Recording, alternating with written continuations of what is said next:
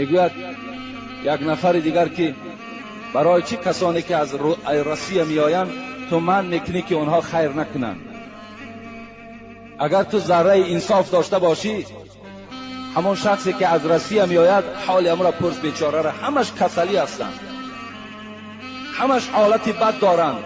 با از کدام همون بیرحمی رفیقش پول گرفته است با پرسنت، هیل همون بگیم پرسنت همون را کنده میتواند خلاص و پول ندارد بیچاره.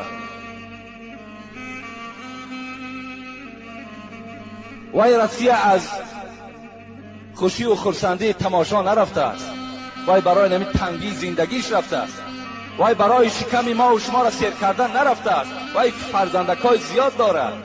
چرا خدا وای میبخشد، پیغمبر میبخشد، شما بیرحمان میبخشید؟